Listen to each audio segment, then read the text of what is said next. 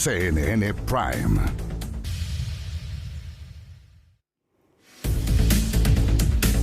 Hola, ¿cómo están? Muy buenas noches, bienvenidas, bienvenidos a CNN Prime. Hoy vamos a tener en exclusiva aquí en CNN Chile a José Miguel Vivanco, el ex líder de Human Rights Watch, que va a estar con nosotros analizando la situación de Venezuela. Pero además vamos a tener la oportunidad de conversar con Cristian Farías, abogado, periodista, el único chileno que estuvo presente en la audiencia en que se encontró el primer cara a cara frente a la justicia norteamericana, Nicolás Maduro y su esposa. Eso y mucho más en esta jornada que comenzamos con estos titulares. Donald Trump celebró la operación de captura de Nicolás Maduro en un discurso ante legisladores republicanos. Previo a esto, el mandatario dijo en una entrevista que él está al mando de Venezuela y sentenció que no se realizarán elecciones en el país en el corto plazo. El fiscal Héctor Barros anunció que va a solicitar una declaración de Nicolás Maduro por su presunto vínculo con el secuestro y homicidio del ex militar venezolano Ronald Ojeda. La familia del disidente del régimen de Caracas insistió que su muerte fue producto de un crimen por encargo. El gobierno, en tanto, reiteró su respaldo a la investigación que realiza el Ministerio Público. La Moneda removió de la embajada en Nueva Zelanda a Manahai Pakariti tras una entrevista no autorizada y una publicación en redes sociales en apoyo a la autodeterminación de Rapa Nui.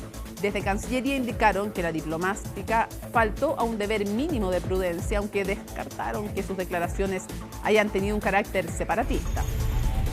Y haciendo un reconocimiento a que el Poder Judicial ha tenido sus años horribles, Gloriana Chevesic asumió como presidenta de la Corte Suprema, convirtiéndose en la primera mujer en ocupar este cargo. La jueza lamentó el generalizado descrédito que tenemos, dijo, ante la opinión pública y sostuvo que lo hecho por algunos pocos no puede ser un estigma para quienes trabajan en la administración de la justicia. Todo esto y mucho más porque comienza CNN Prime.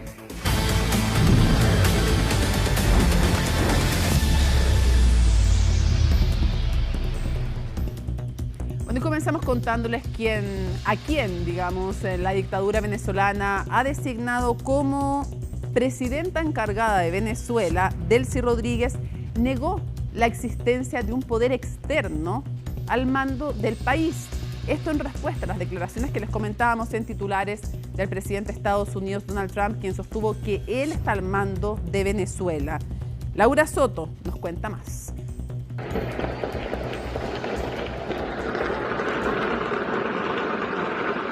En un contexto de tensión e incertidumbre como el que se vive en Venezuela, el sonido de una ráfaga de disparos la noche de este lunes sobresaltó de inmediato a los habitantes de Caracas. El hecho se registró en los alrededores del Palacio Presidencial de Miraflores y abrió especulaciones sobre un posible golpe de Estado. Testigos también informaron el despliegue de efectivos militares en la zona. Pero al final todo habría sido aparentemente una confusión entre los propios funcionarios de seguridad. Según la prensa local, un sobrevuelo de drones no informado provocó aquel alboroto. Todo esto ocurrió el mismo día que Delcy Rodríguez fue investida como presidenta encargada de la nación. El pueblo venezolano somos un pueblo que no nos entregamos, que no nos rendimos. El gobierno de Venezuela rige en nuestro país, más nadie. No hay agente externo que gobierne a Venezuela. Es Venezuela. La ahora ex vicepresidenta invitó a Estados Unidos a colaborar con su gobierno. El presidente Donald Trump insistió en una entrevista con NBC que él está al mando de Venezuela y que en el corto plazo no se desarrollarán elecciones. By definition, we are in charge because we have the United States military stationed outside the country. We set the terms and conditions. We have a complete embargo on all of their oil and their ability to do commerce. So for them to do commerce, they need our permission. So the United States is in charge. The United States is running the country during this transition period. The Wall Street Journal reportó que la CIA concluyó en un informe que en pos de la estabilidad sería mejor mantener en el poder a los principales líderes del chavismo debido a su control del ejército y las fuerzas policiales. Esta evaluación habría sido decisiva para que Donald Trump optara por respaldar a Delcy Rodríguez en lugar de María Corina Machado y el ex candidato opositor Edmundo González para encabezar un gobierno temporal. En entrevista con Fox News, la líder opositora manifestó sus intenciones de regresar a Venezuela lo antes posible. As I've always said, Sean, every day I make a decision where I am more useful for our cause. That's why I stayed in hiding for over 16 months, and that's why I decided to go out, because I believed that at this moment I'm more useful to our cause, being able to speak out from where I am right now. But I'm planning to go as soon as possible back home. Machado elogió la intervención estadounidense del 3 de enero y propuso compartir el Premio Nobel de la Paz con Trump. The Washington Post reportó que el presidente estadounidense se habría molestado con la líder opositora por haber aceptado el galardón, lo que habría influido en su decisión de no apoyarla como mandataria. Trump descartó esa hipótesis, aunque afirmó que ella no debería haberlo ganado. El presidente se refirió nuevamente este martes a la misión de captura de Nicolás Maduro. It was so complex, 152 airplanes, many, talking about boots on the ground. We had a lot of boots on the ground. But it was amazing. And think of it, nobody was killed. And on the other side, a lot of people were killed. Unfortunately, I say that, soldiers. Cubans, mostly Cubans, but many killed. And they knew we were coming. Los jefes de Estado en ejercicio gozan de inmunidad personal absoluta. Eso significa que no pueden ser arrestados ni procesados por tribunales extranjeros. Exijo de manera inmediata la libertad sin condiciones, tanto del ciudadano presidente como de la primera dama Cilia Flores, en tanto dicha captura ha sido totalmente nula. Por ahora, el rumbo político de Venezuela sigue siendo incierto, con la Casa Blanca imponiendo su tutela sobre el país sudamericano, mientras que el chavismo insiste en que Nicolás Maduro sigue siendo su líder legítimo. Ya estamos con Alicia Contreras para revisar las últimas informaciones de la crisis de Venezuela. ¿Cómo estás, Alicia? Buenas noches. Bien, ¿y tú, Mónica? Bien, harto que revisar nuevamente. Nuevamente. Y partimos el día con esta entrevista que informaba Laura Soto que entregó Donald Trump a NBC. Fue una entrevista telefónica, solo leímos más bien extractos de esta conversación que tiene con esta cadena, pero entrega más detalles de lo que, a juicio de Estados Unidos, le espera a Venezuela en el futuro.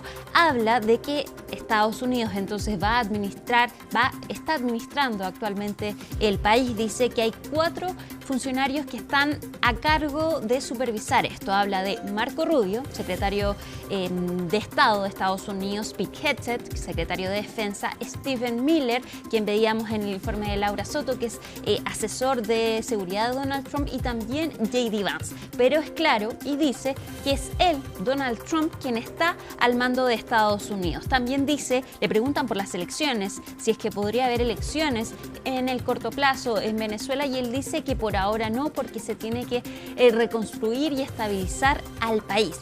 Asimismo habla de un periodo de 18 meses en los que él espera levantar a la industria petrolera. Dice que él quiere que sea menos, pero dice que serían entonces 18 meses. Y ahí lo que habla es que él va a apuntar a las empresas estadounidenses a que regresen a Venezuela y reconstruyan entonces el sector petrolero del país. Sin embargo, hay varias dudas de si las empresas estadounidenses van a aceptar eso, porque ya salieron del país. Dicen que también hay temor respecto de la inestabilidad política de Venezuela. Entonces no está claro que estas empresas quieran ir a Venezuela.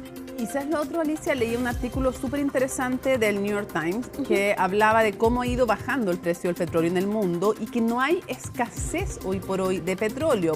Por eso que ha ido bajando el precio. Y que algunas petroleras y ejecutivos de estas empresas dicen, atención, porque si se, entre comillas, inunda de petróleo venezolano, cosa que no es fácil en el corto plazo porque hay que recuperar toda una infraestructura, y baja, por ejemplo, de $50 el barril, las ganancias de las petroleras son muy pocas. ¿Tendrán incentivos reales para ir a reconstruir una infraestructura y ocupar de inmediato esa producción para venderla en el mercado, que es lo que te hace recuperar la inversión que requiere Venezuela, si es que no tienen ganancias importantes? Entonces, no es tan obvio el camino de hacerse con el petróleo. Es, digamos, sí, lo está haciendo tal cual, digamos, Donald Trump lo está intentando, Pero que las empresas estén tan interesadas es otro paso. De hecho, se le ha preguntado a las tres principales empresas petroleras de Estados Unidos. Chevron sigue operando en el país, pero ninguna de ellas ha querido hablar públicamente respecto de eso. Dice que ellos no hablan en torno a especulaciones. Y también en esta entrevista de NBC, Donald Trump dice que estas petroleras van a financiar entonces levantar el sector en Venezuela con ya sea que el gobierno los va a reembolsar o por las ganancias del petróleo. Tampoco está claro entonces de dónde van a sacar esos fondos para reconstruir esta industria petrolera. Salieron en la década de los 70 del país y claro, desde entonces tampoco ha habido una modernización de... No, ¿y qué ganancias si es que baja el precio? Exactamente. Con la misma producción que ellos podrían producir. Exacto, ¿dónde estarían esas ganancias? También no hay personal para que se haga cargo dentro de Venezuela, porque la mayoría de los profesionales salieron del país, entonces también va a haber una escasez de personal entonces para levantar esta industria. Es bien ambicioso lo que quiere Donald Trump porque habla reiteradamente del petróleo, pero claro, no es claro entonces cómo va a avanzar este proceso. Asimismo también, de todas maneras, hoy Donald Trump habló frente a los representantes republicanos, alardeó de esta operación militar que tienen el ejército más temible del mundo, pero también se informó que dos integrantes del ejército de Estados Unidos están recuperándose de las heridas, o sea, también sufrieron entonces algunas heridas entonces estos funcionarios. Escuchemos lo que dijo Donald Trump respecto del petróleo ante los representantes republicanos. I'm also meeting with oil companies. Let's go. You know what that's about. We've got a lot of oil to drill, which is going to bring down oil prices even further. Bueno, escuetamente entonces habló Donald Trump del petróleo, pero claro, se ve entonces que lo que él busca entonces es levantar este sector en Venezuela. También entonces ya les decíamos, habló de esta operación que realiza Estados Unidos en Venezuela y habla de las bajas que sufrió el país y habla entonces de los cubanos. Dice que la mayoría entonces de los fallecidos son cubanos y hoy Cuba reveló las identidades entonces de los 32 agentes cubanos que murieron en este ataque de parte de Estados Unidos. De hecho, tenemos las imágenes de lo que emitió la televisión cubana donde muestran las fotos de estos 32 agentes que fallecieron en medio de esta operación estadounidense. Ahí tenemos las imágenes y hay distintos rangos entonces de estos uniformados, pero todos ellos entonces pertenecían al aparato de seguridad venezolano. Entre 26 y 67 años tenían entonces estos cubanos que mueren en este ataque estadounidense. Y si bien Venezuela todavía no ha dado el detalle respecto de cuántos venezolanos fueron afectados en este ataque de parte de Estados Unidos, dijeron que ya hay una investigación en marcha entonces respecto de las bajas que tuvieron tras la operación que realiza Estados Unidos. No hay una cifra clara, pero dice que hay decenas de bajas. Eso han dicho las autoridades y lo dijo también el fiscal general de Venezuela, entonces que van a investigar este hecho. Por otra parte está lo que ocurre en Colombia. En la frontera de Colombia actualmente está todo, podríamos decir, normal. No se registró el flujo de migrantes que se esperaba. Entonces, después de este ataque de parte de Estados Unidos, ha seguido el mismo flujo de siempre, pero de todas maneras está militarizada la frontera por parte entonces del ejército colombiano. Y también Colombia está pendiente de las declaraciones de Donald Trump porque efectivamente hubo amenazas por parte del mandatario estadounidense hacia Gustavo Petro. Dijo que él podría ser el siguiente, lo mismo con Cuba. Y de hecho, la embajada de Colombia la Cancillería de Colombia se reunió con el embajador de Estados Unidos en su país y le entregó una nota de protesta en torno entonces a estas amenazas de Donald Trump, porque no hay que olvidar que no es la misma situación respecto de Colombia y Venezuela. Colombia activamente trabaja con Estados Unidos para frenar el tráfico de droga desde Colombia a Estados Unidos, principalmente cocaína, y también no hay que olvidar que Gustavo Petro fue elegido democráticamente en las últimas elecciones. En el próximo año va a haber elecciones en Colombia, donde Gustavo Petro no puede ir a la reelección por constitución. Escuchemos lo que dijeron las autoridades colombianas respecto a esto. Insistimos, en que utilicemos las vías diplomáticas, utilicemos los mecanismos del derecho internacional para hablar, para ponernos de acuerdo. Es necesario que el gobierno Trump conozca más detalladamente todo lo que hacemos en la lucha contra las drogas. Eso es una tarea que tenemos y que estamos trabajando desde la embajada para lograr la máxima cercanía de asesores y de personas que están cercanas al presidente Trump para transmitirle todos los resultados de todo el trabajo que se hace. Bueno, por último, también no hay que olvidar que Donald Trump entregó varias declaraciones respecto de su estrategia de seguridad nacional, y también hay que decir que hay bastante tensión en Groenlandia, porque también Donald Trump dijo que lo que sigue entonces podría ser Groenlandia, este territorio que dicen que necesitan para la seguridad del país, y esto ya ha provocado entonces declaraciones tanto desde Groenlandia como desde la primera ministra de Dinamarca, que es del país entonces que pertenece a esta isla que es autogobernada. Dos cosas, hoy es 6 de enero. Se cumplen 5 años. Del asalto al Capitolio. Y Jamie Raskin, uno de los más influyentes diputados demócratas con quien conversamos para las elecciones anteriores en que gana Donald Trump, lo recuerda en un artículo en el New York Times y dice: todavía estamos en 6 de enero. Diciendo en el fondo que nunca se ha terminado el episodio de la disputa política sobre el uso de la violencia en la política, valga la redundancia. Y por otro lado, hay también quienes han comenzado a cuestionar la edad del juez que va a llevar este caso. ¿Por qué? Porque en un proceso anterior, bien importante, de un empresario de las empresas tecnológicas, la parte lo pidió invalidar, la parte que estaba siendo juzgada, porque se quedaba dormido en algunos momentos. Entonces, que la edad de él podría ser un tema. Digo, porque comienzan a surgir nuevas aristas, nuevos temas y es importante. Así que los 5 años de este 6 de enero en que se produce ese asalto al Capitolio, por el cual también fueron investigados, condenados y después indultados por Donald Trump, quienes toman, y todos los cargos también que a él se le hicieron por, desde la perspectiva de sus opositores, incitar en el fondo a desconocer el resultado de las elecciones, pero además intentar asaltar el Capitolio. Resultados que, según Donald Trump, sigue insistiendo en que le robaron sin esas ninguna elecciones. Prueba. Sin ninguna prueba, por lo demás. Muchísimas gracias, Alicia, por toda la información. Seguimos avanzando y les contamos que el fiscal que investiga el crimen del exteniente venezolano Ronald Ojeda, Héctor Barros, confirmó que va a solicitar el testimonio de Nicolás Maduro, quien permanece recluido en Estados Unidos. La acción responde a la hipótesis del móvil político y será ingresada durante esta misma semana. Los detalles con Macarena Román.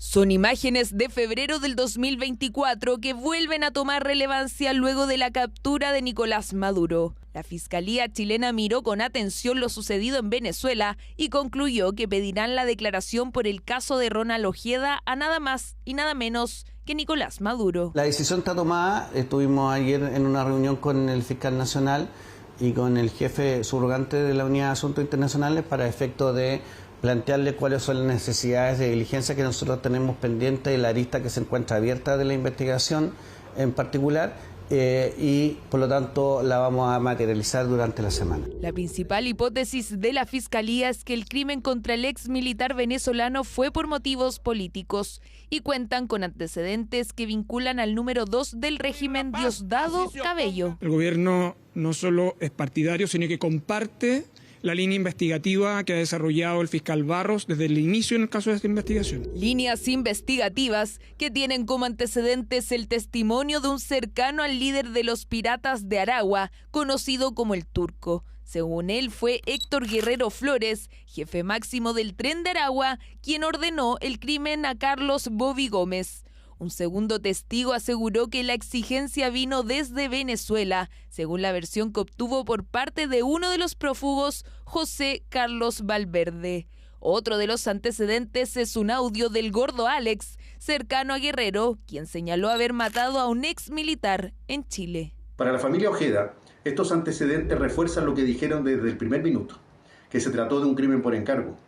Refuerzan a su vez la necesidad, como me lo han pedido, de volver a solicitar ante la Corte Penal Internacional las órdenes de arresto para las personas que falta detener. Esa conclusión es que este no es un delito común, no es un delito de los que ordinariamente comete el Tren de Aragua, sino que es un delito diferente que tiene un carácter netamente político. La primera arista de la investigación apunta a 20 acusados por secuestro, extorsión y homicidio, entre otros delitos. Hay una segunda con la cual se busca llegar a los autores intelectuales. Además, hay 4 extradiciones pendientes más la búsqueda de otros prófugos. Y también hay una investigación que también está abierta respecto de personas que pudieron haber participado en el planeamiento y en financiamiento, en encargo de este crimen. Ahí es donde entraría la declaración de Maduro, que si bien no es indicado como la figura que mandó a concretar el crimen, fue el líder del régimen venezolano hasta solo unos días atrás. Entendemos que esto no es una decisión que se tome de manera aislada por Diosdado Cabello, ni de manera individual, sino que tiene que formar parte de alguna decisión que va mucho más allá de las simples atribuciones que tenía como ministro de Interior, o que tenía como ministro de Interior en ese momento. La solicitud de una declaración de Maduro, junto a ir a la Corte Penal Internacional, están totalmente vigentes.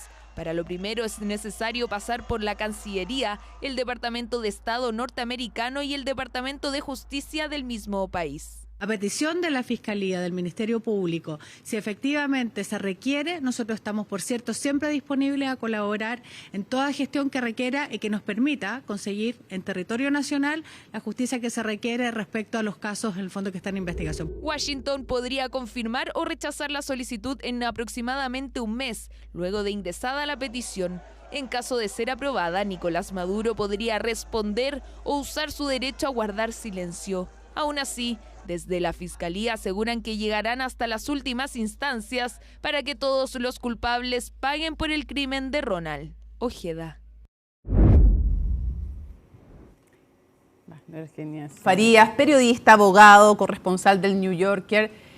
Además, el único chileno que estuvo presente en esta audiencia en que compareció Nicolás Maduro y su esposa. Y además tengo que decir que ha sido un invitado estupendo desde hace varios años en nuestros programas internacionales. Cristian, qué gusto retomar el contacto contigo. ¿Cómo estás?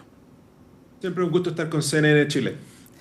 Cristian, lo primero, creo que es bueno porque no todos escucharon. Yo tengo que agradecerte que tú saliste de la audiencia y el primer medio con el que conversaste dándonos la exclusiva fue CNN Chile y fue súper impresionante, pero no todos han podido escuchar ese testimonio tuyo. Entonces me gustaría repasar algunos asuntos para después proyectar otras cosas.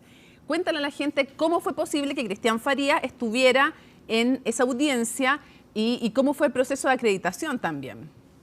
Sí, bueno, en este tribunal siempre hay una prensa acreditada, son unos pocos periodistas que pueden estar ahí, entrar y se mueven como Pedro por su casa. La mayoría de nosotros no somos esa prensa acreditada, entonces tenemos que hacer fila.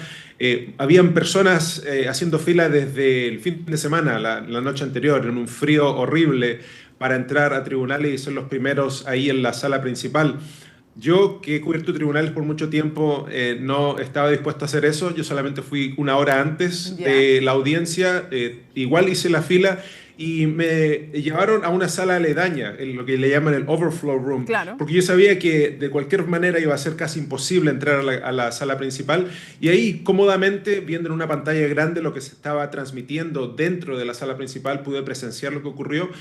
Y bueno, así pude escribir mi despacho para la revista The New Yorker y también pude compartirlo con muchos chilenos por medio de CNN Chile y otros medios. ¿Cómo viste el ánimo de Nicolás Maduro y de su esposa? Sí, en realidad, bueno, yo no sé lo que han pasado otras bambalinas en detención o en todo como dicen acá, el revolú por lo que ellos pasaron desde que fueron capturados. Me imagino que con mucho estrés, poco dormir, por lo visto fueron violentados, hubo ciertas fracturas, lesiones, se veía a la esposa que tenía una venda en la cara, moretones. También durante la audiencia nos enteramos de que ambos quizás necesitaron una especie de cuidado médico. Uno no sabe qué clase de medicamentos toman ellos. Y además las fracturas que supuestamente sufrió la esposa en las costillas, por eso quizás necesitara rayos X o radiografía para ver cómo estaba y qué clase de seguimiento necesitaba. Pero a raíz de todo eso, yo los noté un poquito alicaídos, como cabizbajos. Bueno, poniendo mucha atención. De todas maneras, Nicolás Maduro él tomaba muchos apuntes de lo que él escuchaba por medio de audífonos, porque como él no habla el idioma, había un intérprete que le decía todo en su oído mientras ocurría lo que decían los jueces, lo que decían los abogados, porque acá las personas tienen ese derecho a escucharlo todo en vivo. Pero a pesar de eso, él muy atento y bueno, una vez ya empezada la audiencia y se le dio la palabra ahí realmente salió el Nicolás Maduro que muchos conocen. Bueno, y ahí viene un momento y para eso quiero empezar a proyectar un poco hacia adelante conversando contigo, Cristian. Uno de los temas que van a estar en discusión, evidentemente, que va a poner la defensa, pero que de suyo tiene que considerar también el juez, es si le reconocen o no inmunidad como jefe de Estado a Nicolás Maduro, y hay varias posibilidades ahí. En ese contexto, entonces, entiendo yo que tiene que haber sido aconsejado, no solo por un tema él de dignidad y punto político, que también lo es, el hecho de que lo primero que dijera es: yo soy aún el presidente de Venezuela. Yo no estoy diciendo que yo lo crea, Cristian, sino que lo que estoy diciendo es que hay un sentido político, pero también judicial, de hacer de inmediato la declaración. Lo más importante que él tenía que decir era, desde su perspectiva: yo soy el presidente de Venezuela. Exactamente, fue las primeras palabras que salieron de su boca, que yo soy el presidente de la República Bolivariana de Venezuela. Que no muchos medios que hablan en inglés captaron todas esas palabras, yo las anoté rapidísimo, de paso no teníamos grabadores ni nada porque no permiten ninguna clase de dispositivos dentro de tribunales, así que a mano solamente con papel y lápiz a la antigua fue que tomé apuntes bien rápido y pude captar ese momento que fue muy álgido dentro de tribunales, fue muy impactante y como tú lo dices, no solamente era una declaración para la tribuna, como se podría decir, sino que fue una declaración quizás con ciertos matices legales, porque claro, esa va a ser una emoción mucho más previa al juicio que sus abogados, me imagino, van a presentar, y es una pregunta que se basa tanto en el derecho federal como internacional, y si es que en realidad él tiene esta inmunidad como jefe de Estado, existe la posibilidad que se desestimen o se desechen por completo los cargos. Falta mucho para eso, pero claro, tenía un fin jurídico y ese fin jurídico se va a presentar por medio de escritos que yo me imagino van a ser presentados muy pronto. Vamos a empezar a analizar cuáles son los pasos ahora y cuáles son las posibilidades de la defensa y también evidentemente de quienes lo acusan, de la Fiscalía, pero conversaba con Jorge Contese el otro día, que es un reputado, también tú lo sabes, lo conoces, abogado, especialista en temas internacionales, temas de derechos humanos, y él me decía que hay esto de si le reconocen o no una inmunidad como jefe de Estado, es una discusión, porque va a depender obviamente de los argumentos que presente la fiscal representando al Estado norteamericano, y que hay también otra tradición, porque aquí se van mezclando varias capas del derecho, ¿no? Y varios argumentos. Hay mucha, lo que se llama deferencia de los tribunales hacia la postura del Poder Ejecutivo. Entonces, en este caso, la Fiscalía y en este caso Donald Trump, básicamente, lo que piensen. Entonces, que si ellos lo desconocen como jefe de Estado, no queda garantizado que el tribunal lo vaya a desconocer, pero le hace más sentido. Y que hay varios precedentes judiciales, la regla Kerr-Frisbee, que hace alusión a dos de los casos más relevantes donde esta deferencia hacia el Poder Ejecutivo se ha manifestado, que podría empezar. ¿Tú crees que existe alta posibilidad de que se desconozca en el fondo esta inmunidad?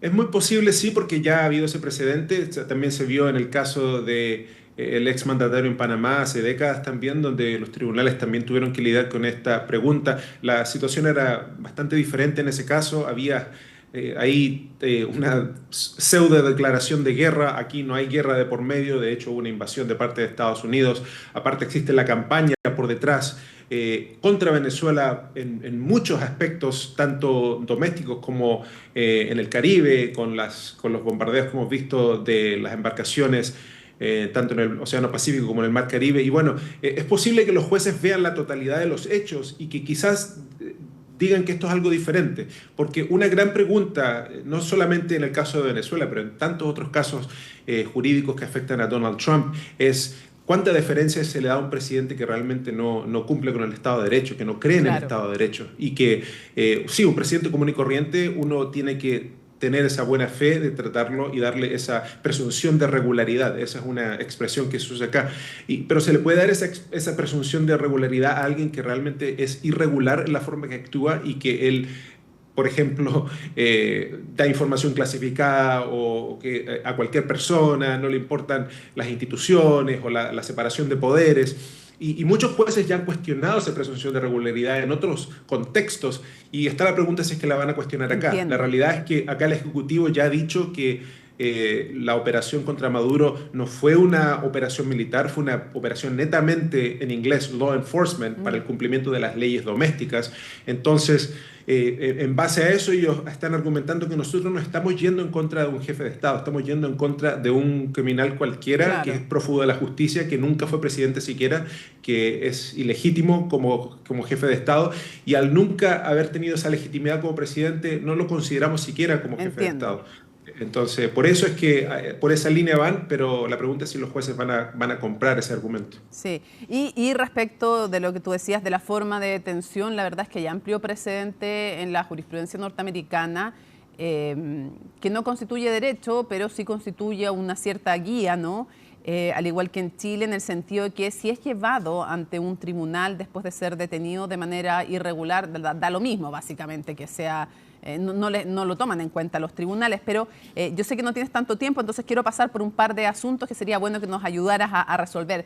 Lo primero, la esposa, por un lado, claro, uno siempre dice la cónyuge puede ser obviamente cómplice de distintos delitos. Estoy hablando de cualquier persona, en cualquier caso político, no, una esposa, digamos una pareja, hombre, mujer, pueden ser, o sea, cercanos, pueden ser cómplices o no, ella estaba involucrada políticamente también con el régimen, pero es más lejano que el propio autor, digamos como autor material eventualmente ciertas cosas, pero a la vez ella no tiene la inmunidad que tiene eventualmente o que se podría discutir de un jefe de Estado. Entonces hay cosas que le hacen más complicada su situación judicial y cosas que se lo hacen tal vez más liviano. ¿Qué crees tú que va a pasar con la esposa?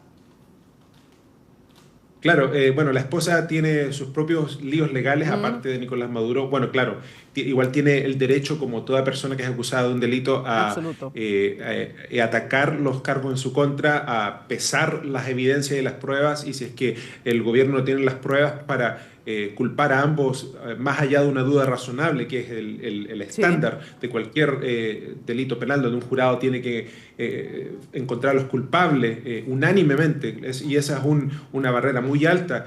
Bueno, ella va a tener todas las defensas y también las atribuciones procesales para poder defenderse. Eso sí que, como quizás ella está más delicada de salud, no tiene esta inmunidad, y bueno, y ella es su propia persona, quién sabe, uno no sabe qué tan cercanos sean ambos, puede que uno coopere contra el otro o que tal vez traten de cooperar ambos juntos de una manera para reducir su sentencia. Existe la posibilidad también que se declaren culpables sin tener que ir a juicio y de esa manera reducir la capacidad de su sentencia. Existe la otra posibilidad también que, como Donald Trump es un presidente muy personalista, que, como ya dije anteriormente, no le importa mucho el Estado de Derecho, sino que le importan sus propios intereses. Es posible que Nicolás Maduro entregue a medio gobierno venezolano que no ha sido imputado de ningún crimen y diga, no, estos son los verdaderos criminales, vayan contra ellos, y de esa forma ahí van a poder obtener todo el petróleo que ustedes quieren. Y recuerden que ese es realmente el objetivo de Trump, él lo ha dicho. Más allá de un cambio de régimen, más allá de, qué sé yo, de volver, de traer dignidad al pueblo venezolano, lo que más le importa son los intereses de Trump. Y quién sabe qué carta tenga Nicolás Maduro y su esposa para tratar de que Donald Trump quizás incluso hasta los deje en libertad. Si te da el tiempo, tengo dos preguntas breves para cerrar. La primera es, técnicamente en Chile le llamamos pedir libertad bajo fianza o arresto domiciliario. No sé cómo se llama en Estados Unidos, pero te pregunto, ¿está dentro de las posibilidades legales de Maduro y de su esposa o de uno de los dos pedir algo así en el fondo, pedir que tengan un lugar de detención mientras esperan este juicio, que no sea esta cárcel tan dura, tan cuestionada? Te lo pregunto si existe o no como posibilidad legal, y en caso de ser, y ya después me salto en caso de ser hallado no culpable, yo veo súper difícil, yo creo que esto está más o menos medio cocinado, pero bueno, ya, en caso de ser no hallado no culpable, también existe la posibilidad de que, no sé, lo agarre Trump y las fuerzas de Trump y lo manden a Guantánamo, aunque no tenga juicio, no sé. O sea, yo no veo necesariamente en el estado de las cosas de Estados Unidos que porque no lo hayan culpable lo vayan a liberar necesariamente que sea sinónimo. No sé si me puedes ayudar con ambas cosas. Claro. Bueno, la realidad es que si él no es culpable, acá, por lo menos por ese lado, los tribunales y el gobierno han acatado órdenes judiciales donde unas personas que han sido liberadas por tribunales debido a que han sido encarceladas sin debido proceso, Trump tiene que acatar. Y yo pienso que acataría en este instante. Y como te digo, ellos tienen los derechos procesales que los demás tienen, y si es que es insuficiente la carga o las pruebas del gobierno y desestiman los cargos, ellos serían libres. Yo pienso que por ese lado Trump sí va a acatar y el gobierno también va a acatar. Por el lado de la libertad bajo fianza o libertad vigilada o arresto domiciliario, como le llaman, yo igual veo muy bajas las posibilidades que eso ocurran debido a que existe la posibilidad de que traten de que se escape del país, etcétera, etcétera. Y bueno, yo pienso que van a ir por la línea de tratar de encontrar la inmunidad como jefe de Estado para tratar de desestimar los cargos. Eso no dejaría libre a la esposa, entonces por eso es como más o menos como entre la espada y la pared para la pareja, pero por ahí va la cosa y bueno, de ahí a que un juez otorgue este recurso es difícil, pero como es tan complicado, muchas de estas cosas no tienen precedente, aunque existen ciertos precedentes parecidos. Yo me proyecto que esto puede ir hasta la Corte Suprema, el asunto de la inmunidad. Y ahí la Corte Suprema ya ha fallado en contra de Trump en cuanto a Venezuela y en cuanto a temas de debido proceso. Y quién sabe si es que están dispuestos estos jueces de la Corte Suprema, que son muy conservadores, 3 de ellos ya han sido designados por Trump, son 9 en total, 3 liberales. Ellos estarían dispuestos a quitarle este manto de presunción de regularidad a Trump y por ende así, cuestionar si es que lo que está haciendo lo está haciendo en buena fe o lo está haciendo solamente porque él quiere avanzar este régimen personalista. Sé que tenemos que despedirte, pero quiero, para que la gente lea tu artículo en el New Yorker, quiero enganchar para que entiendan con qué se van a encontrar, tu crónica de esta jornada. Danos solo un anticipo. Tú cuentas ahí, para cerrar, Cristian, ¿quién es este juez? ¿Y de qué casos ya conoce? O sea, es un juez de vasta experiencia, todos sabemos que tiene 92 años, o bueno, la mayoría que lo hemos leído, pero este juez que tiene esta fama, como tú dices, de severo, de serio, sabe bastante y tiene antecedentes de casos bien complejos. Sí, no, él es muy respetado en este distrito de Nueva York, el distrito sur de Nueva York, y él ya lleva un veterano del Poder Judicial estadounidense. Y él ya conoce muchas de las artimañas de Trump en cuanto al debido proceso en contra de los venezolanos que Trump no se los ha otorgado, y él le ha dicho que él no puede hacer eso según la Constitución y las leyes. Que no puede mandarlos a una cárcel de otro país. Exacto, sí. Cuando Trump trató y de hecho él deportó a más de 130 venezolanos sin debido proceso en la noche, sin que nadie se diera cuenta, sin siquiera ellos poder acudir a tribunales, este juez encontró que eso fue ilegal y bueno, que no lo podía hacer. Y otro juez en Washington ya ordenó que esos hombres tienen que recibir debido proceso, incluso ser traídos de vuelta a Estados Unidos porque se les violó ese derecho al debido proceso, y ahora empieza el proceso del cumplimiento o más apelaciones de esos fallos. Así que hay muchas cosas por verse, pero este juez, yo pienso que él va a llevar todo al pie de la letra, y yo pienso que hay que ver cómo él va a fallar, pero yo no creo que él le haga la vida fácil ni al presidente ni a Nicolás Maduro.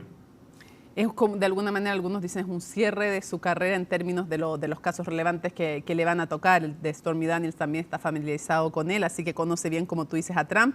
Lean este artículo, esta crónica de Cristian Farías en The New Yorker, está súper interesante para que sigan ilustrándose sobre lo que está pasando ahora en el ámbito judicial. Cristian, un gusto conversar contigo desde Nueva York. Mónica, un placer. Que tengan un gran y feliz año. Tú también. Nos vamos entonces a la pausa y volvemos a CNN Prime.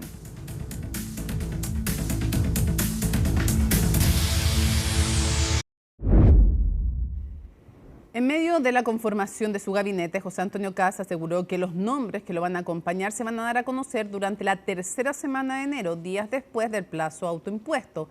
En ese contexto, Jorge Quiroz toma cada vez más fuerza para Hacienda, mientras que hay división respecto de la carta que llegaría a Cancillería. Colomba Eichholz nos cuenta. Un saludo. Que voy un poco atrasado, así que muy buenos días, muchas gracias por acompañarnos. Y es que quienes lo estaban esperando al interior de su oficina no eran nada menos que los integrantes del Comité Ejecutivo de la Confederación de la Producción y del Comercio, con quienes el presidente electo sostuvo una reunión junto a su asesor económico Jorge Quirós, quien suena como la principal carta para encabezar el Ministerio de Hacienda. Nos señalaron que era uno de los nombres que está propuesto, que está en la primera línea. Él estuvo en la reunión y estaba muy encima de todos los temas relacionados con economía y con Hacienda, pero le insisto, la confirmación corresponde que la dé el propio presidente electo. Quien tras encabezar el encuentro se trasladó hasta el Aeropuerto Internacional de Santiago para emprender viaje rumbo a Perú, donde se reunirá con el presidente José Gerí y con representantes del mundo empresarial. Ustedes han visto que hay algunas personas que me han acompañado en estos días. Esas personas van a tener responsabilidades importantes. Y se va a determinar en su momento en qué responsabilidad van a estar. Pero Jorge Quirós no ha sido el único que ha acompañado a José Antonio Kast en sus viajes. También lo hizo durante la visita a Argentina el empresario y gerente general de Quiñenco, Francisco Pérez Maquena, quien ha sido señalado como posible ministro de Relaciones Exteriores. Si el presidente escoge un perfil que tiene más bien relación con una cancillería que va a avanzar en materia de relaciones comerciales, me parece que es correcto, y todas las otras materias, ¿no es cierto?, que no son comerciales pero que son propias de Cancillería, por supuesto, también tienen que ser abordadas por ese futuro canciller. Es muy importante que la persona que asuma ese rol tenga primero experiencia diplomática, segundo manejo político y tercero también conocimiento jurídico. Me preocupa que se esté planteando un criterio exclusivamente economicista. Criterio que iría en línea con el objetivo del gobierno entrante en materia de relaciones internacionales: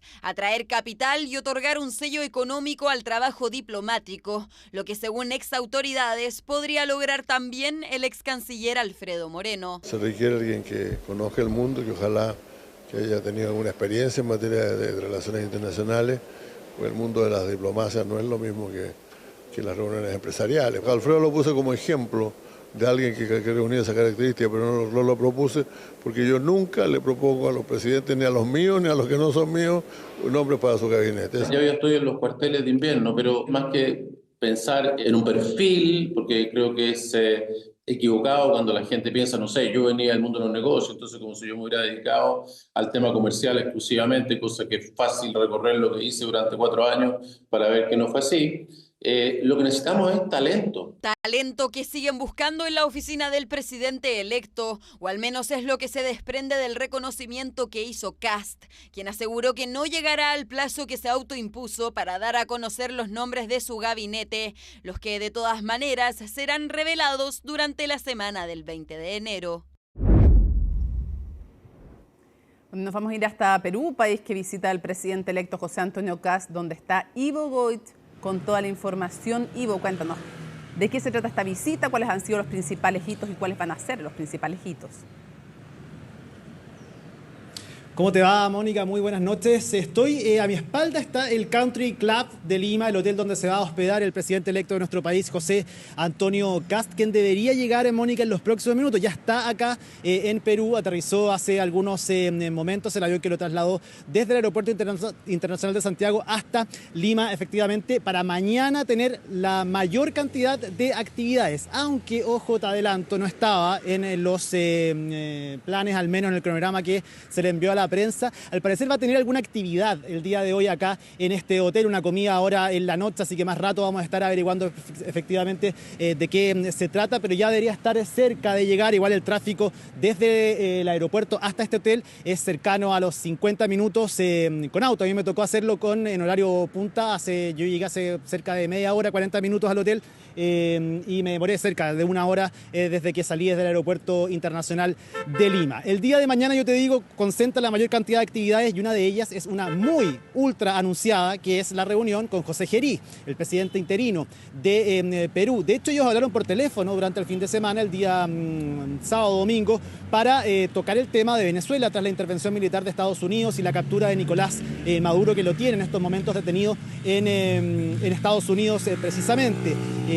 Y también allanar el camino para lo que va a ser esta reunión, una que cobra mayor importancia todavía, Mónica, a raíz de lo sucedido en Venezuela y la ventana que se puede abrir al corredor humanitario que José Antonio Kast ha estado entablando en distintas conversaciones con distintos líderes de la región. Lo hizo con Javier Milei, lo hizo con Javier Noboa, con Daniel Noboa, perdón, en Ecuador, y lo va a hacer el día de mañana con José Gerí, quien, si le preguntaban hace algunas semanas por la posibilidad del corredor humanitario, él no lo veía como una opción tan factible, teniendo en cuenta la incertidumbre que le generaba a él particularmente el hecho de que ciudadanos venezolanos que quisieran volver a su país tuviesen que pasar por Perú. El hecho de asegurarse de que no se iban a quedar en Perú, siendo uno de los principales problemas que tienen ellos también, que es la migración irregular. Pero con el paso de las semanas se ha ido abriendo a esa opción. Dijo en un momento que le gusta la idea, pero con condiciones, con márgenes, con límites establecidos claros, que eso es lo que están tratando de delimitar entre los distintos líderes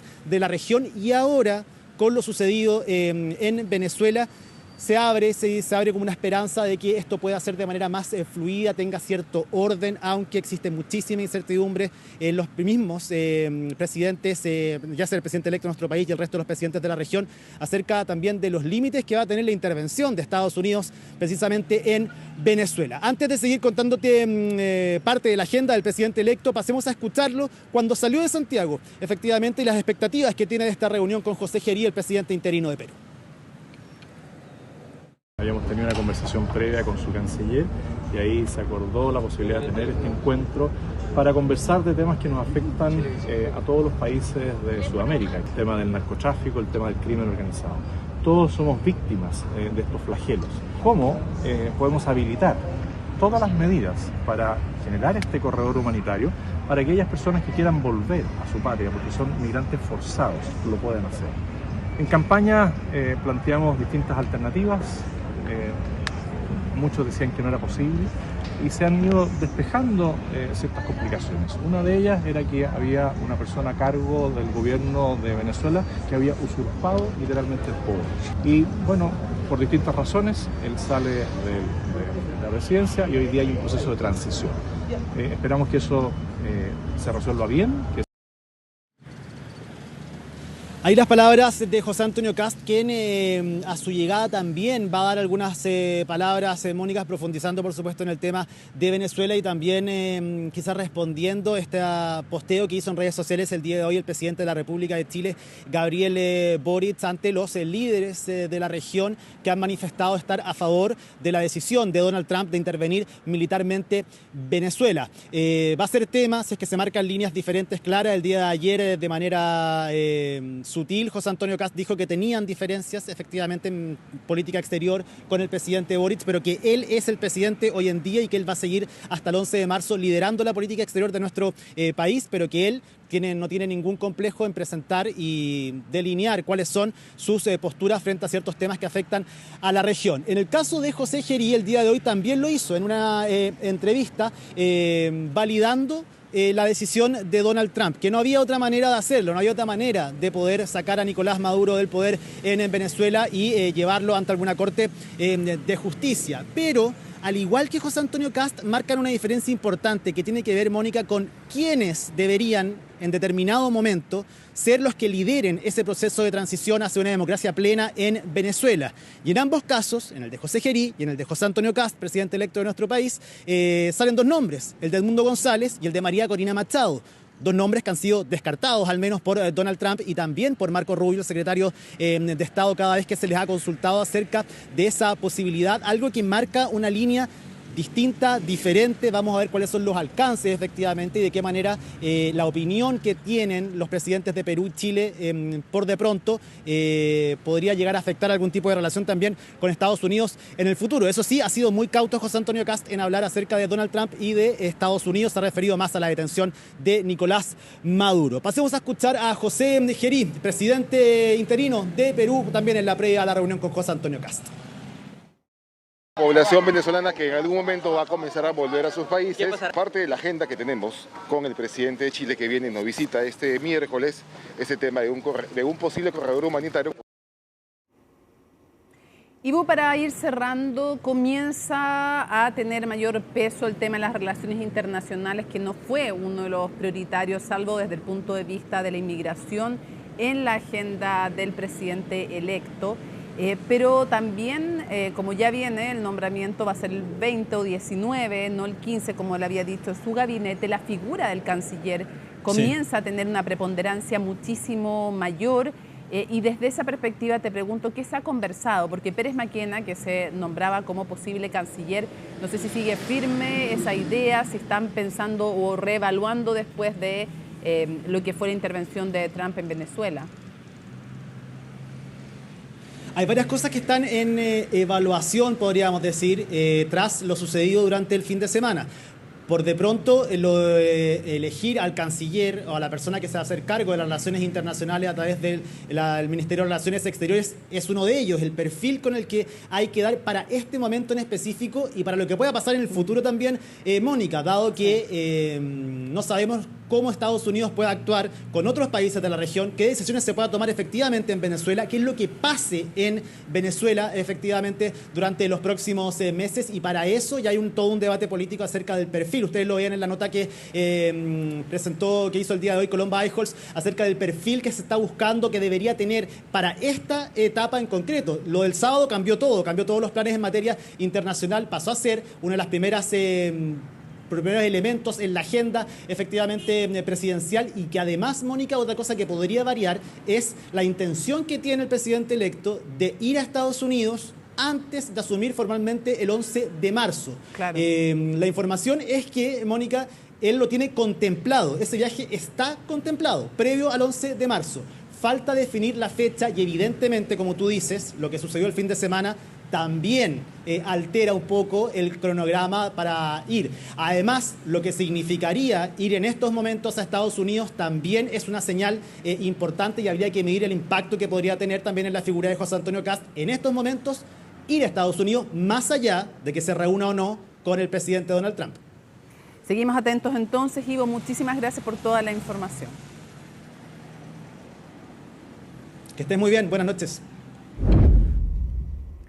Bueno, continúa la polémica por la llamada normativa de ley de amarres. El ministro de Hacienda, en tolerancia cero, reconoció que la norma contenida en el proyecto de reajuste del sector público fue una condición de los gremios de ese sector. Natalia Muñoz nos cuenta los detalles y reacciones de la iniciativa que ya entró al Congreso. Ya ingresó el polémico proyecto de reajuste al sector público. 167 páginas que finalmente incluyen la normativa de ley de amarres, la que confirmó el titular de Hacienda que fue una condición de los trabajadores a contrata.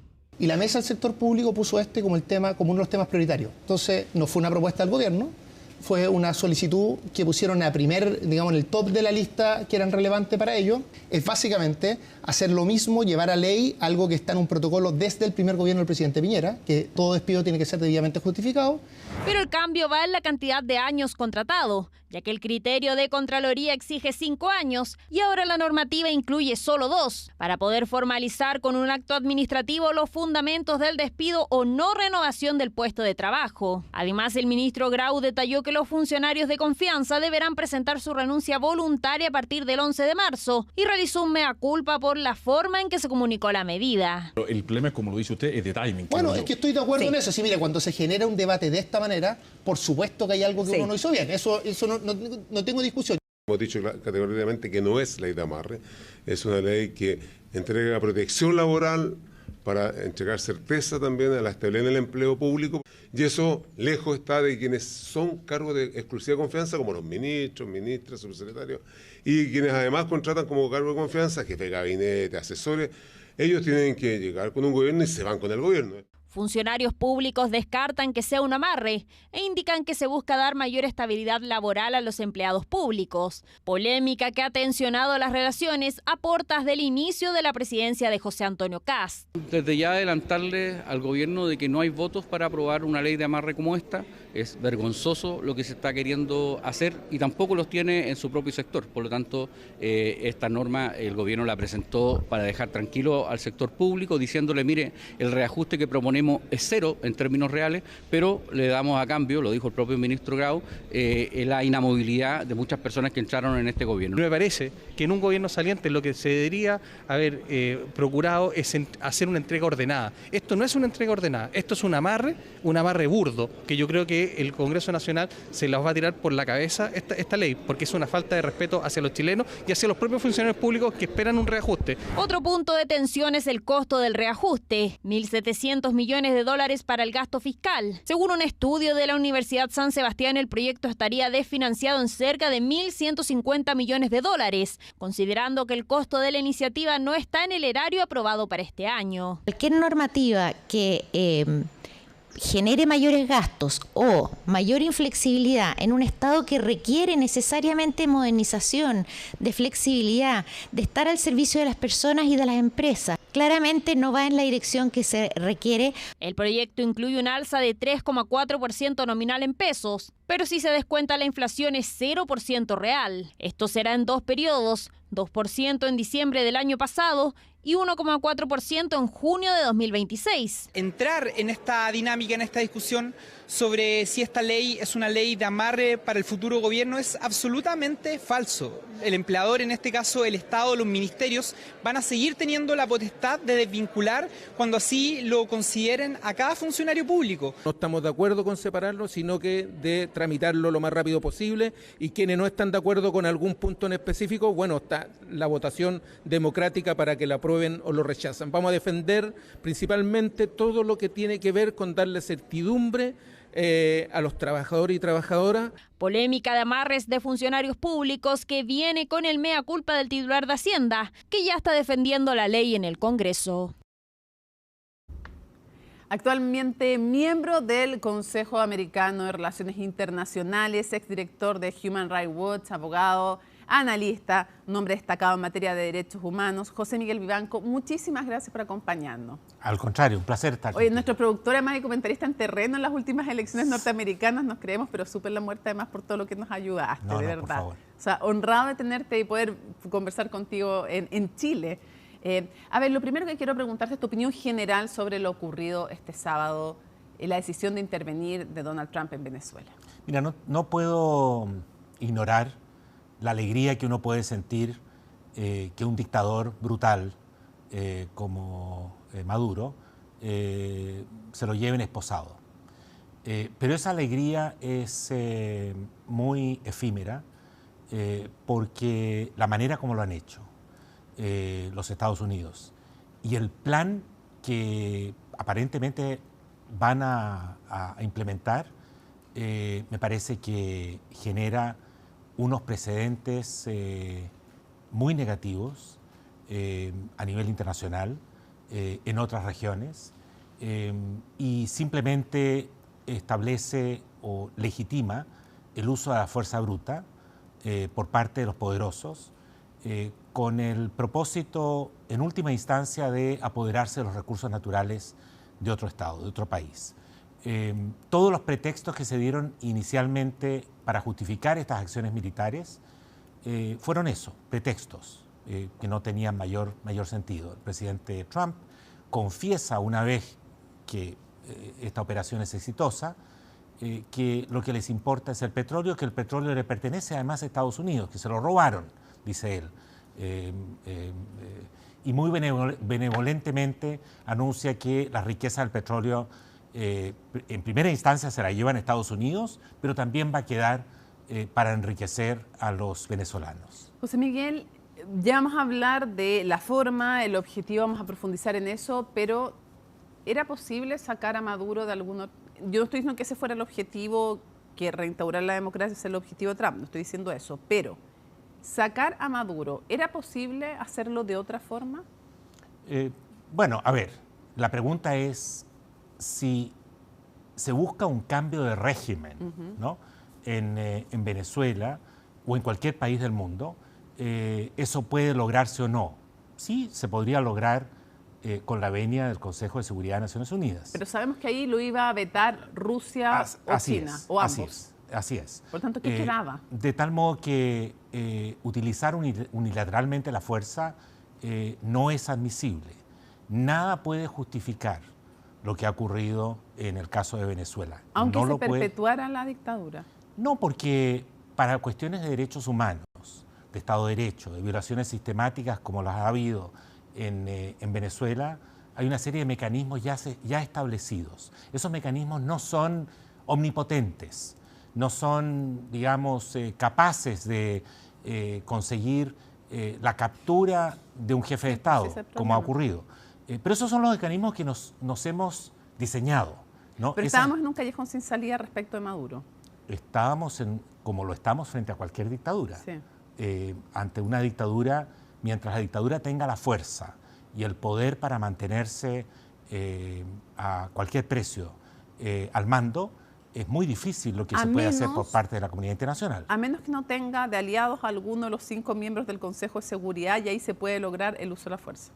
Se podría lograr dependiendo de la naturaleza de las violaciones que se están cometiendo. Como por ejemplo, si hay crímenes de lesa humanidad o un inminente genocidio, por ejemplo. Pero requieren que no tenga de amigo a alguno de los 5 del Consejo de Seguridad de la ONU. Y que no haya veto. Sí, por es eso, decir, a eso me refiero.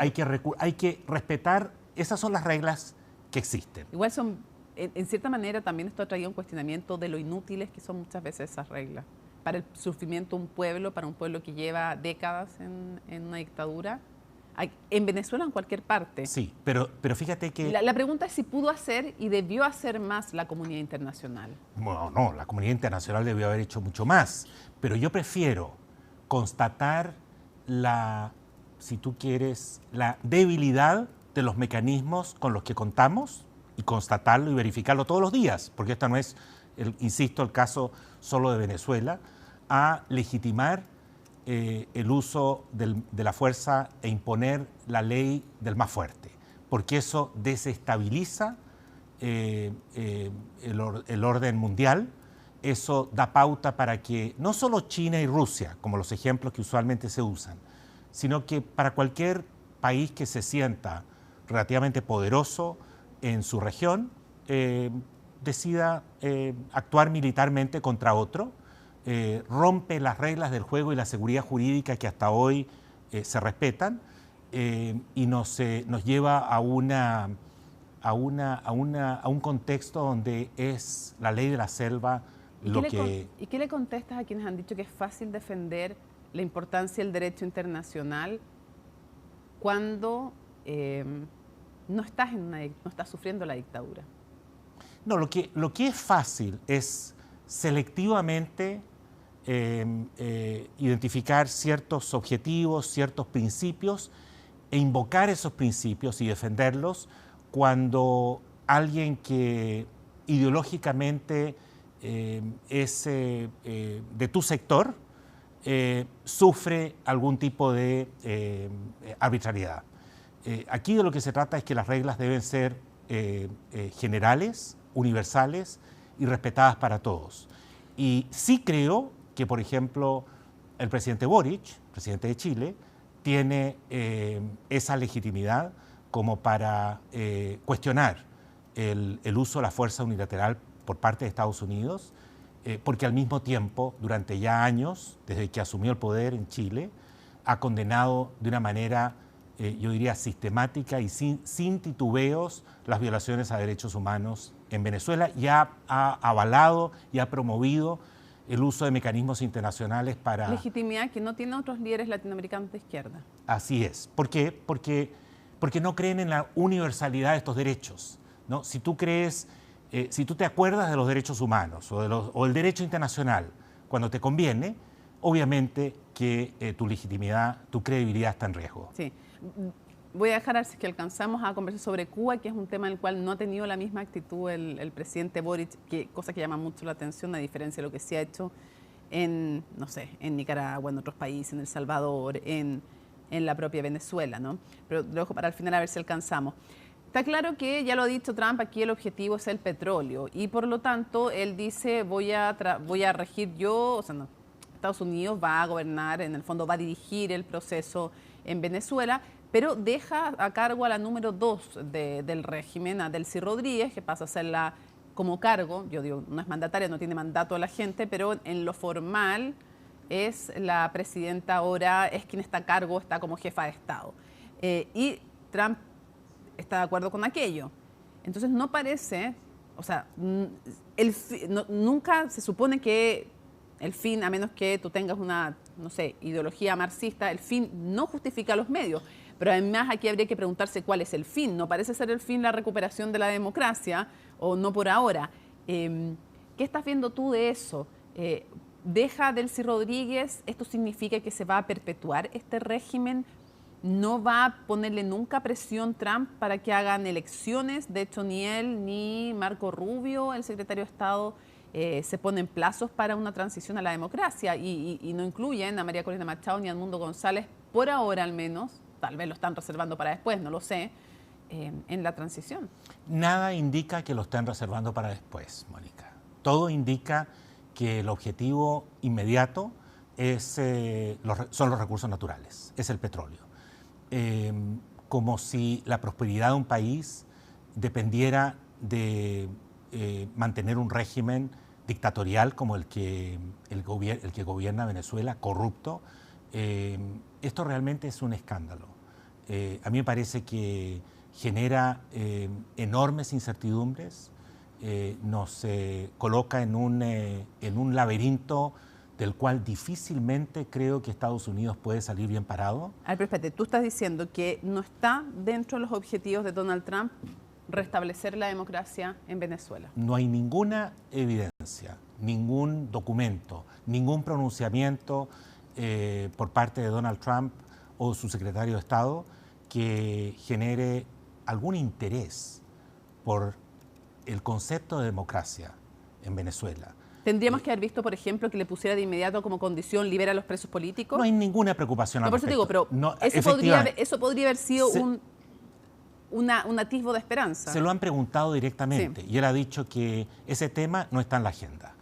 Y eso es lo que da pie para que hoy, 6 de enero, en Venezuela, los colectivos, que son grupos paramilitares del gobierno, están haciendo y deshaciendo en las calles. Hay una represión feroz contra la sociedad civil, contra la oposición, contra medios de comunicación y periodistas nacionales y extranjeros. Tú ya tienes reportes clarísimos de que hoy día se está intensificando una represión brutal en Venezuela. Y lo están reportando el Financial Times y también la sociedad civil en Venezuela. Pero tú que tienes canales privilegiados de monitoreo de derechos humanos en distintos países, ¿puedes dar fe de que hoy día se está intensificando la represión del régimen en Venezuela de manera brutal? Sí, y no hay frenos, como sabemos no hay un poder judicial independiente, todo está controlado por el régimen. De tal forma que el objetivo de intensificar en estos momentos la represión, ¿cuál es? ¿Crees tú que puede ser cumplir en el fondo con la expectativa frente a Estados Unidos de que puedes manejar la situación, de que tienes el control? No lo sé, yo creo que es una manifestación evidente que demuestra que quienes están a cargo del país es el mismo régimen. Y cualquiera que tuvo ilusiones en las primeras horas, a partir de la invasión y la captura de Maduro, que esto iba a cambiar las cosas, a mejorar las condiciones de vida, a abrir un proceso de transición democrática, de libertades públicas, de respeto a la propiedad privada en Venezuela, en fin, a los contratos, un nuevo porvenir para Venezuela y en particular para todos los exiliados, los refugiados, que son millones, son 8 millones de venezolanos que están por fuera y que podrían regresar al país. Creo que hasta ahora el mensaje es muy claro. A Trump lo único que le importa es trabajar con un gobierno subordinado a él y que le asegure el acceso a los recursos naturales. María Corina Machado no tiene el mando, no tiene el respaldo de los ciudadanos al interior de Venezuela. Fueron parte de las declaraciones de Donald Trump. Dicen, oh, estupendo, no sé qué más. Han surgido una cantidad enorme de teorías, desde el Washington Post diciendo que está molesto porque no se negó a recibir el Nobel, no se lo cedió a Trump. Hoy día María Corina Machado, en una entrevista en Fox News, decía, me encantaría compartirlo con Donald Trump. También está la figura de Edmundo González, que es el presidente electo el 2024, cuando se robó las elecciones Maduro. ¿Cómo has visto tú eso? ¿A qué atribuyes otros artículos de, no sé, New Yorker, Atlantic, New York Times? Hablan de un recelo de la capacidad de dirigir al ejército, otros dicen se llevan mal, otros dicen no confío, otros sostienen la tesis de que María Corina Machado no hubiera aguantado que se quedara con el petróleo, en fin. La pregunta es, primero, ¿cómo valoras tú el hecho de que no esté contemplada en los planes de Trump? Si crees que eso es permanente o la está reservando, ¿y a qué lo atribuye? No, yo creo que es obvio que María Corina Machado no tiene ascendencia respecto de las fuerzas de seguridad, especialmente aquellas que están involucradas en hechos de corrupción y en violaciones a los derechos humanos. En Venezuela, porque ¿sí?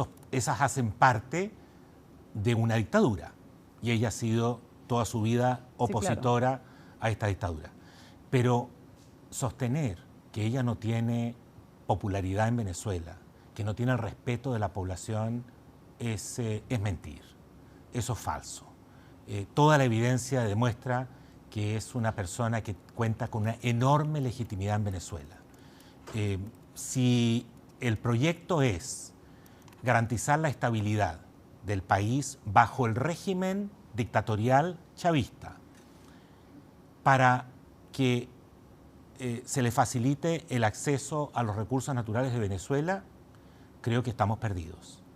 Porque incluso más, aquellos países que como Chile han recibido 800.000, 700.000 venezolanos refugiados, y si el interés del país es que esos refugiados tengan posibilidades de retorno a Venezuela, las condiciones no están dadas, no y con este modelo no va a pasar. De tal modo que al futuro gobierno de Venezuela, que va a presidir Kast, tendrá al futuro gobierno de Chile. De Chile, que va a presidir Kast, tendrá que, creo que, hacer grandes esfuerzos porque en Venezuela se empiece a escuchar la voz del pueblo de Venezuela. ¿Qué le aconsejarías? Profundicemos un poco en eso. ¿Qué le aconsejarías tú al presidente electo José Antonio Kast? ¿Y cómo has visto sus declaraciones hasta ahora? A mí me parece que el nuevo presidente de Chile, que asume a partir de marzo, debería estar muy preocupado por lo que está ocurriendo, por el precedente que se está generando en varios ámbitos. Primero, respecto de lo que ocurre o lo que pudiera ocurrir en Venezuela, porque, insisto, está en el mejor interés de Chile que las condiciones mejoren en Venezuela para que ese volumen importante de refugiados tengan condiciones para regresar, ¿no? El statu quo, el que nada cambie, no beneficia a Chile, ni a Perú, ni a toda la región, ni al resto del mundo, ni a los propios, por supuesto, sí, a los venezolanos. En segundo término, creo que los discursos de Trump, si los tomamos en serio, y yo creo que hay que tomarlos en serio, cuando habla de buscar una dominación en el hemisferio respecto de la presencia de Estados Unidos, frente a un país que como Chile tiene una apertura económica total, ¿no? Y cuyo principal socio comercial es China, y cuyo principal inversor no es Estados Unidos, sino también China, como en el caso de Argentina y Brasil, creo que esto puede generar serios problemas para el país. ¿Y qué debiera hacer José Antonio Kast? Creo que hay que diseñar una política exterior inteligente. No estoy sugiriendo iniciar una confrontación desde ya con el gobierno del presidente Trump, pero sí entender que los mejores intereses nacionales, los intereses del país, no están alineados de ninguna forma con lo que plantea el presidente Trump. O sea, tú no te refieres a que no están alineados con Estados Unidos, sino que a esta forma de política exterior de Trump específicamente. Esta forma de política exterior, específicamente quien gobierna Estados Unidos de una manera prácticamente absoluta, es Trump. ¿Y tú crees que puede llegar o es exagerar cuando algunas autoridades del actual gobierno dicen puede venir por nuestros recursos después, puede ser el litio, el cobre mañana? ¿Eso ya es exagerar mucho? Yo no creo, yo creo que los principales riesgos están en otros sitios, como en Groenlandia. ¿Tú Creo crees que sí puede haber una acción Creo ahí? que hay un riesgo importante y real, ¿no? A pesar de estar en Europa, Europa está muy disminuida. Creo que otro riesgo serio es México, ¿no? A pesar de la fuerza de México. Específicamente los carteles, ¿no? Porque eso abre el espacio y le da legitimidad para operaciones de inteligencia y militares, reproducirlas en México. Creo que hay cierto riesgo y se mantiene el riesgo con Panamá. Y eso por que cierto, es un gobierno de derecha, lo cual en el fondo es tal vez un predictor de lo que podría ser un momento de tensión si es que hay intereses contrapuestos con Chile. No claro, va a importar el signo político del gobierno. Lo que ocurre es que creo que hay que hacer una distinción muy clara entre gobiernos de derecha latinoamericanos, como por ejemplo el de Milei, y entender que eso no significa necesariamente que sus intereses nacionales estén alineados con los intereses del presidente Trump, de acuerdo a esta doctrina o el corolario Trump que se deriva de la doctrina Monroe. Claro, el entonces, Monroe, como le llaman ahora. Monroe. Porque hay esa doctrina. Por eso digo que no va a salvar a ningún país el hecho de ser ideológicamente cercano a Trump. Podría generar algún nivel de simpatías o, en fin, apoyos, pero no es necesariamente, no necesariamente se alinean con esos intereses. No un salvavidas necesariamente. No un seguro de vida, me refiero. No lo es porque el proyecto es entender que la región, que el principal guardián de la región y el principal país que se beneficia de los recursos regionales es Estados Unidos y no otro. Y ahí podría haber un punto de choque con Chile, si es que no le parece a Trump a quién decidimos vender nuestros recursos, en qué decidimos... Es que no sé cómo se pueda implementar algo de esa naturaleza. O sea, no sé qué bases tienen que exigirle a los productores argentinos, brasileños o chilenos que no le vendan a China cuando deberían colocar sus recursos en Estados Unidos, donde no hay poder comprador para, digamos, como sí existe con China. Es realmente delirante el proyecto que se está impulsando desde Washington. Un par de cosas para cerrar, porque se nos va a acabar el tiempo. Lo primero, ¿qué tipo de canciller crees tú que debiera designar José Antonio Kast como perfil? Se hablaba de Pérez Maquena, que es un hombre vinculado a grandes empresas, que tiene una fuerte expertise en el ámbito comercial. Después de lo ocurrido, ¿debiera, crees tú, reevaluar el perfil de canciller José Antonio Kast? ¿Qué necesitaría como hombre encargado de las políticas o como mujer encargada de las políticas exteriores? Mira, yo creo que esa es una de las preguntas más complejas que tiene la composición del nuevo gabinete. Porque dadas las incertidumbres en el escenario internacional, dada la apertura económica de Chile, es que Chile es un país pequeño, pero que está abierto al mundo. Digamos, el diseño de su política económica por más de 30 años ha sido exactamente esa. La vulnerabilidad del país frente a las condiciones o a las políticas que intenta promover Trump a partir de esta doctrina que anuncia en diciembre del año pasado, me parece que son serias. De tal modo que habría que diseñar, yo no estoy pensando tanto en la persona que va a dirigir, pero sí tener un proyecto de política exterior muy sabio, muy sólido. Pero va a ser trascendental, igual dices tú, dentro de la composición del gabinete, la figura del canciller, más aún después de lo ocurrido, ¿pasa a ser clave en este contexto geopolítico? Yo creo que pasa a ser clave, sobre todo para que no encasillen a Chile con un sector o con un grupo de países de ultraderecha donde efectivamente los intereses no son comunes, Aquí de lo que se trata es defender los intereses nacionales en un contexto de enorme incertidumbre, de evidente arbitrariedad por parte de Washington y donde creo que hay que buscar todos los aliados posibles para poder navegar estos próximos años que nos quedan con un gobierno como el de Trump. Qué interesante lo que nos dice. La figura del canciller pasa a ser clave en la conformación del gabinete de José Antonio Kast. Debiera serlo más aún en este contexto geopolítico. Cierro preguntándote lo siguiente. El caso de Ronald Ojeda. La tesis de la Fiscalía en Chile es que fue un asesinato político digitado desde la dictadura venezolana. Apuntan a Diosdado Cabello.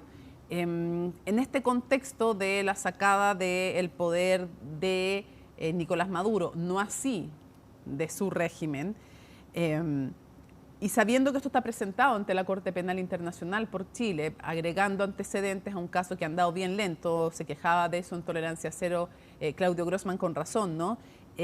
¿Crees que podría adquirir un nuevo impulso, pero por otro lado otros dicen, sabiendo que está en Nueva York enfrentando la justicia, o sea, Estados Unidos jamás, que no ha reconocido la Corte Penal Internacional, va a ceder?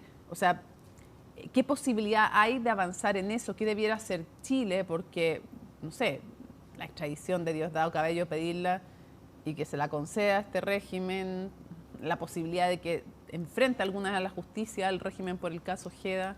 ¿Qué debería hacer Chile? Yo veo que no hay condiciones para avanzar en ese caso. No tengo...